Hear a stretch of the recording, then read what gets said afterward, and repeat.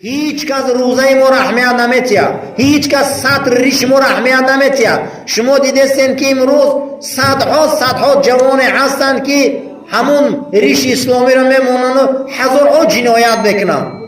امروز در سیمای همون میبینن اسلام، اما نه اسلام دین اخلاقه.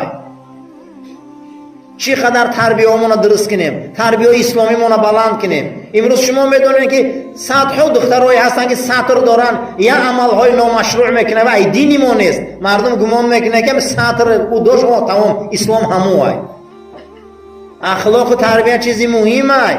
پیغمبر ما را قرآن معجزه‌اش در قرآن وصف میکنه، اینک لعلی خلق عظیم. ای پیغمبر تو به اخلاق بزرگی. معجزه پیغمبر ما اخلاق شای.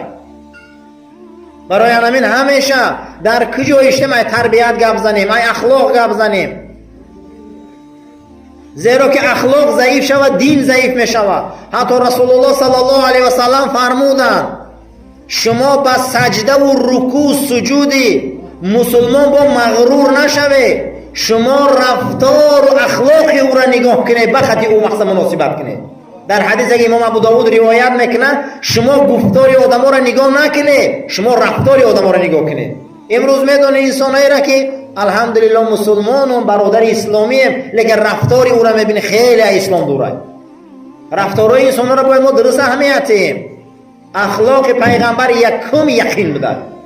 باور داشته باشیم که عذاب حقه، باور داشته باشیم که جنت حقه، باور داشته باشیم که زن امانت الله، باور داشته باشیم که شوهر غضبش غضب خدای. انا همینه، انا همین سبب دنیا آباد میشوه و عدالت میشوه و این دنیا را پشتش راست میشوه. دویمین اخلاق رسول الله صبر بوده. دویم اخلاق رسول الله چی بوده است؟ صبر. صبر این نمک ایمانه. زندگی پس میشه، زندگی بلند میشه، زندگی کمبغلی میشه، زندگی بویی میشه، پدر دای دست میره، مادر دای دست میره، شوهر دای دست میره، بچه دای دست میره، زن دای دست میره. اگر ما صبر نداشته باشیم ایمان ای بین میره. صبر کردن در کاره. صبر این نمک ایمانه. کسی صبر داره ایمانی اون مزه داره. پیغمبر صلی الله علیه و سلم در جنت مقام هایی هست که شما با نماز او را در نمیابه، با صدقه او را در نمیابه، با حج او را در نمیابه. حضرت با چی در میابیم؟ گفته با صبری در زندگی مصیبت ها او درجه را در میابه. این دنیا به صبر نمیشوه. خداوند در قرآن و خلق کل شیء، الله هو الذی خلق السماوات والارض فی 6 ایام. خداوند آسمان و زمین میگه در 6 دور خلق کردم. نمیشد که گوه که شو پیدا شود. ای دست خدا نمیومد، ای قدرت خدا نمیومد. البته دیا میجه زدن پیداش میکرد. شو میگه 6 دور، یعنی معلوم بود است که نظام خدا هم با صبر خلق شده بود. صبر خطی دوره هر چی پیدا شدگی بود است. من حاضر بینه که هر یک دوره و سال یا اختراع اومده است. دورش خطی خداوندم اختراعش دورش خطی اومده گیاد. چی با 6 روز آسمان و زمین خلق میکرده است. برای ما گفته که صبر لجام کنه نفساتونه خداتونه. اگر صبر نباشه دنیا معنی نداره. معنی صبر چی بوده؟ لجام کردن، کشیدن. امروز اگر صبر نکنیم ما در بسیاری مصیبت و بلاها گرفتار میشیم. برای همین داماد محترم، قدی کلینی محترم، این زندگی شما را شیرینیش از صبر سر میشود. زندگی را زیباییش 4 چیه در زن شو. کسی 4 چیز نداشته باشه در آیین اسلام زندگیش تلخه. یکم صبر، دویم باوری. باید شوهر دا باوری کنی، باید شوهر هم زنش دا باوری کنه. امروز اکثریت انسان ما دا مراجعت میکنن، زنکان که به معنیش که تلفن های شوهراشون میکوبن، همین خیل جنجالش دا به معنی آمدن یک طلاق 2 طلاق کردیم. آخه وقتی که شوهر دا باوری داری چی دوزیم؟ زندگی را با باوری سر کنیم. همون زنک دا باوری کنیم. بسیاری همین جوانای ما رشکای به معنی دارن، رشکای بد. اکش قد خواهرش گوزنی نمیمونه، اکایی که او قد سیله رحمه همون قد گوزنی نمیمونه، خونه خالش رفتنی نمیمونه. عزیزم قطع سیله رحم حرامه. و خونه خالش باید سیله رحمه، امش سیله رحمه، توایش سیله رحمه. اکا و دادرش سیله رحمه قسم میخورگی تو خانی پدرت اگر ای به من فلان طلاق. همینه مسلمانی، همینه اسلام. خیلی اگر دیدی که اونجا جای فساد و فسق باشه او زنی مسلمان باشه خودش نمیروه، اگر زنی نامسلمان باشه در این مسئله با تو میمونی که بتونی که شرط مونی. بسیار زندگی را با باوری سر کنه جوانو، هممون صبر یکمش دیمش باوری های. امروز مرد زن در دیگریش باوری ندارن، ایرشکای بمعنی، گمانای بمعنی، کارای بمعنی. ده ها اویله در همین سرزمین پشت خود است. هر روز طلاق در رفته رسیده‌اند. باید باوری کنیم، باور کنیم. من آواز شما کلین محترم در این خاندان اومده، داماد محترم زندگی کرده، شما اکنون باید باوری کنه در دیگری، باوری کنه که زن شما زنکی تازه، و هم باوری کنه که مرد شما مرد تازه. اگر گمانای بمعنی باشه و رشکای بمعنی باشه زندگی های ما سال نمیکشه. باوری یکم صبر، دویم باوری، سوم چه بدای راستی. زندگی های دروغ کلید میشوه. اصلا در زندگی دروغ زندگی نکنه. دیده که زندگی دروغ های، دیده که زندگی به معنی رفته است شوه، حتما اصلاح شوه، حتما هممون باید اصلاح شویم. زندگی دروغ معنی نداره. امروز ای راستی باید دنیا آباد شود. چهارمین چیزی هست که زندگی ما را آباد میکنه اراده. مردا باید اراده قوی داشته باشن که زندگیشون گذرانده میتونن. زنها هم باید اراده قوی داشته باشن که صبر کرده میتونن، زن شده میتونن، مادر شده میتونن. بعد زندگی میکنی دیگه ای بری پدرت و مادرت همه اون چیزی که داشتی پیش شوهرت میگذاری، اکنون دامن شوهرت هم میخوای دنبال شوهرت بشی. این اراده میگم. اگر اراده نداشته باشی شوهرت تو در بی ارادگی مقصد در این دنیا آورده او را قامت خم کنی، آبروش کشی پایان کنی، او را به آبرو کنی، هم نزد خدا در شرمنده ای زن، هم نزد جمعیت در شرمنده ای، با میل با عذاب روز خدا. اینا میگن چی اراده؟ زندگی شو امروز پاش میخره برای اون که اراده به خود نیست. اراده کنیم. یک زنی فرعون چارمخ میکنه، فرعون آسیه را، اینا بین آسیه را فرعون چارمخ میکنه، اراده یک زن یک امپراتور را میترسونه. میگه نه من ای آیین موسی نمیگردم. اراده اگر اراده قوی باشه کو این کمبغلی، این قشاقی، این بنانی، این بپولی، این بخانگی، این 1 سال و 2 سال این میگذره به همه چی آدم ای روی اراده بزرگ میرسن. اراده ها باید قوی باشه. مادر و خانم و کلین و خواهرای ما اگر اراده قوی نداشته باشن ما مردا هیچ مال پیش رفته نمیتونیم. زنی که اراده نداره مردی او معیوسه، مردی او همیشه چشته که هیچ نول هیچ نیست، همون قدر مهنت و زحمتش پوچه. زنا باید اراده قوی داشته باشن، زنا باید اراده داشته باشن، مردان باید اراده داشته باشن که زندگی را کشیده میتونن. انامین ای مردی، انامین ای آیین اسلام. پیغمبر ما 9 تا زن داشت، یگان بار به اراده بود. مرد باری آمد، مرد باری دنیا گذشت رفت. مرد انامین عزیزا، 1 زن داره، 2 زن داره، 3 زن داره، 4 زن داره، خدا اجازت داده، لیکن اراده را دست نده. اراده را قوی گیره، استوار گیره، آهن باری استوار باشه. برای آنکه خداوند بنده به اراده را دوست می داشته. برای همین دعا میکنم که خداوند خیر قبول کنه و در دامن این شب و عروس فرزندای سالم و صالح عطا کنه.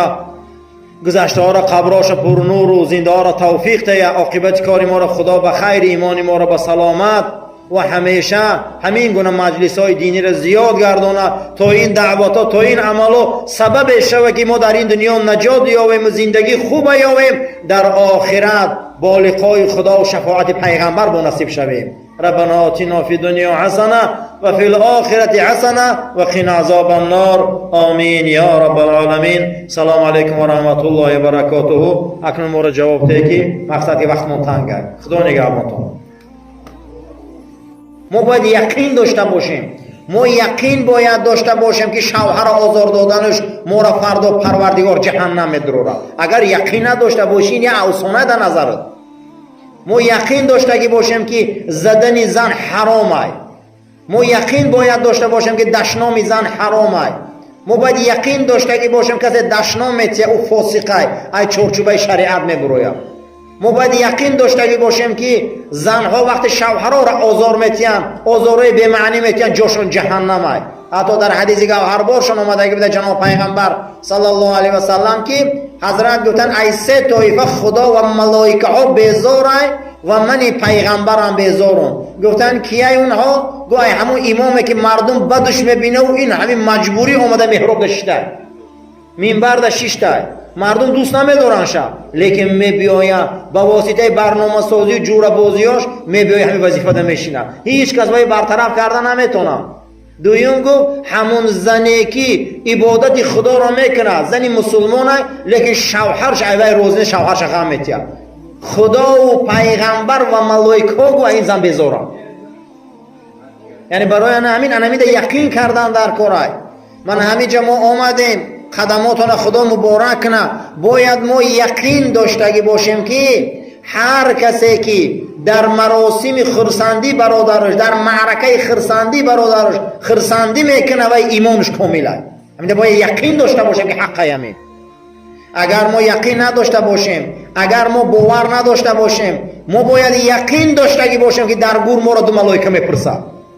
اگر انسان اینم خیلی نیرو در بدنش بیاید که گناه نمیکنه و میترسه خدا و در پیشگاه او پروردگار حق کاری ناشایسته کردن نمیتونه. اگر او فهمه که در پیش پدر به حرمتی کشیدن آدم عاق میشوه، مادر آزار دادن آدم جهنمی میشوه، همسایه را آزار دادن آدم جهنمی میشوه، آدم دزد جهنمی میشوه، آدم خیانت کنه جهنمی میشوه، آدم مقصد غیبت کنه جهنمی میشوه. اگر همین یقین داشته باشه چخیل گناه میکنه. اولین اخلاق رسول الله یقین بوده است. ما باید یقین داشته باشیم که رسول الله صلی الله علیه و سلم فرمودند که هر کسی با برادر مسلمانش دست به دست سلام میکنه، همین دستاش اول کفش کف جدا نکرده، خداوند تمام گناههای دو مسلمان رو میبخشه. باید ما ایمان داشته باشیم. ما باید یقین داشته باشیم، ایمان داشته باشیم که سلام مسلمان، علیک مسلمان، آغوش مسلمان وقتی خندیده و به مهر گناه ما رو میرسونه. این معرکه و برای همینه اولین اخلاق رسول الله یقین بده است. داماد محترم، شما هم دونه که همین روز عبارت زن امانت الله های. این خداوند شما دا امانت داده، این امانت پگه شما دا خدا میپرسه. شما باید خوش اخلاق باشه، شما باید خوش گفتار باشه. پیغمبر صلی الله علیه و سلم فرمودند خیارکم لنسائهم، بهترین امت من از مردا کسی هست که زنش خیلی خوش اخلاقه. بهترین امت من کسی هست که زنش خیلی خوش رفتاره. وقتی که ما خوش اخلاق و خوش رفتار باشیم امتی جدا کرده پیغمبر خداییم. این یقین در کاره. این ده باید ما دو دله نباشیم، ایمان داشته باشیم که چی حقه. در هر جای اخلاق باید زیاد گپ بزنیم، از تربیت زیاد گپ بزنیم، برای که دنیا امروز به حد پیش رفته است.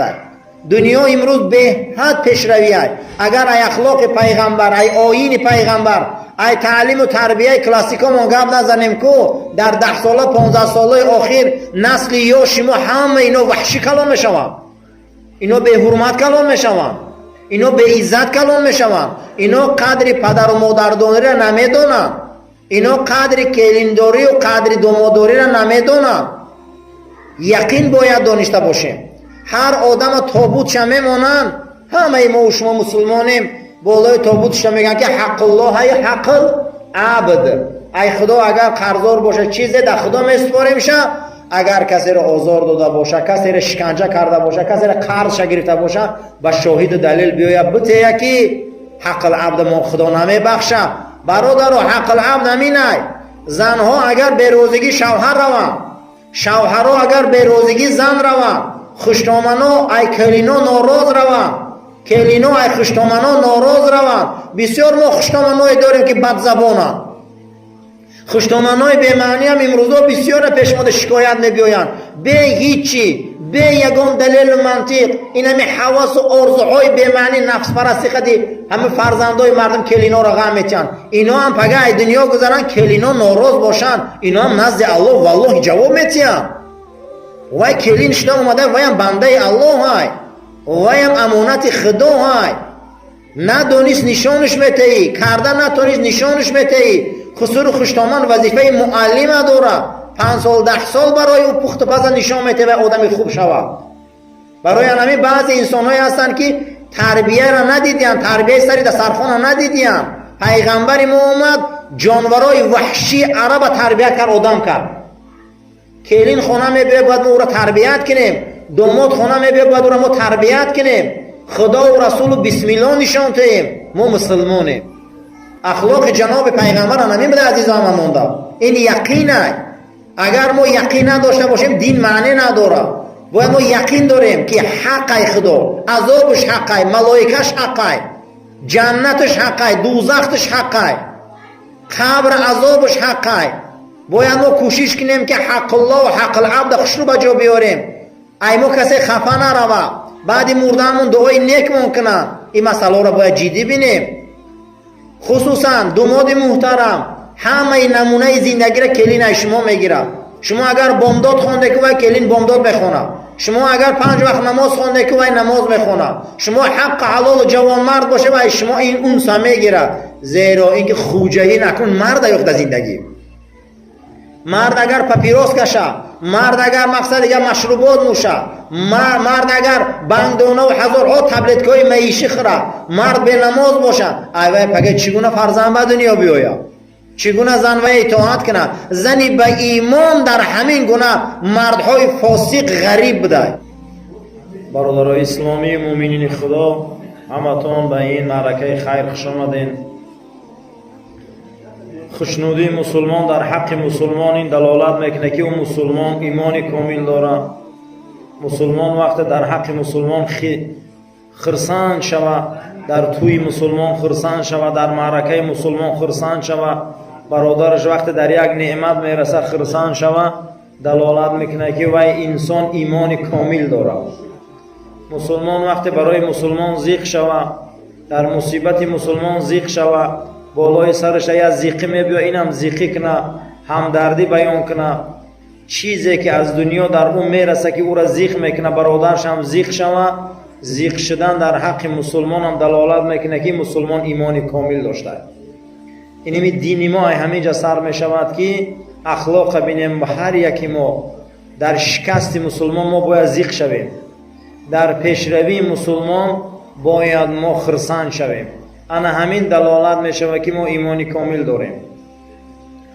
هر کسی که اگر در مسلمان با واسطه کینه، عداوت، دشمنی، بغض، بخیلی، چقدر اعمالهای شیطانی و اعمالهای امروز از اخلاق و تربیت دوره مسلمان غم میتیان، ایرا نغزانیم که پیغمبرمون حضرت محمد مصطفی صلی الله علیه و سلم دعای قرآنی هن که پیغمبرمون دعا کردگی بود است که ربنا لا تجعل، پروردگار رو نگردان، فی قلوبنا، در دل مایان نسبت اهل ایمان، غلا للذین آمنوا، پروردگار رو پیغمبر دعا میکرد است که در دل من جای نته کینه و دشمنی و عداوت و بخل و بخیلی را نسبت اهل ایمان.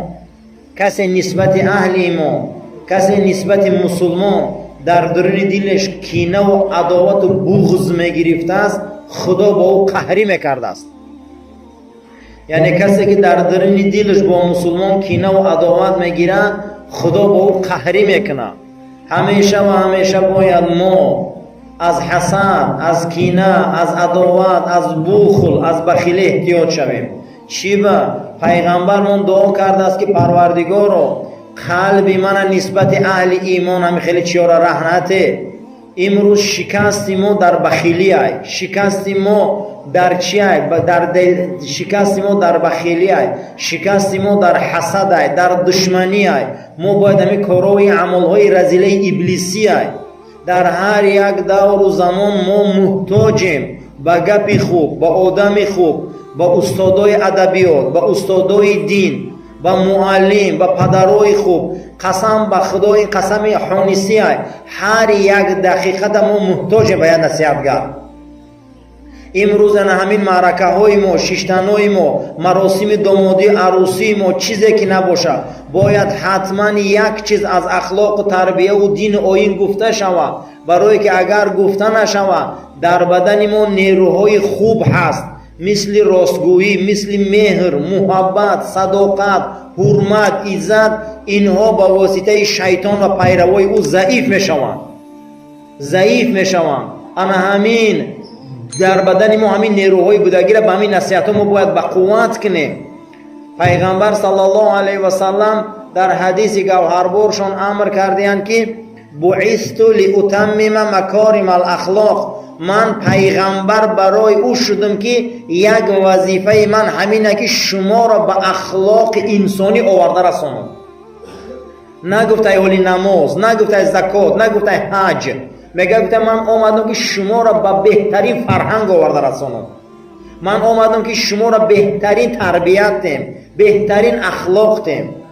مقصد از این تربیه و اخلاق صحبت کرده استیم. کلینی محترم، این خاندان دا شما مهمان شده میبیایی، با واسطه تربیه و اخلاقتان شما همه را رام میکنه، با واسطه اخلاق و تربیتان شما همه را بختار رام میکنه، همه شما را دوست میداره، همه شما را حرمت میکنه. شما با یک حرکت بیزیبتان، شما با یک حرکت نامشروعتان، شما با یک حرکتی که اگر بیزیب نشانته نغزانه که همه چهره ها همه چی از شما دور میشود. همین قدر خواه خشنودی خدا را، خشنودی پروردگار را، روزگی خدا را به دست بیاره، چی قدر با اخلاق بزرگ معامله کنه. بعثت لاتمم مکارم الاخلاق، من برای او پیغمبر شدم که شما را به اخلاق حمیده رسانم. امام غزالی در کتابش آورده است که تمام علما جمع شدیان، اخلاق پیغمبر صلی الله علیه و سلم جمع کردیان، 10 تقسیم شده. اخلاق رسول الله 10 تقسیم بده. یکی از اخلاقهای اولین درجه پیغمبر خدا یقین بده. یقین چی نمیگن عزیزو؟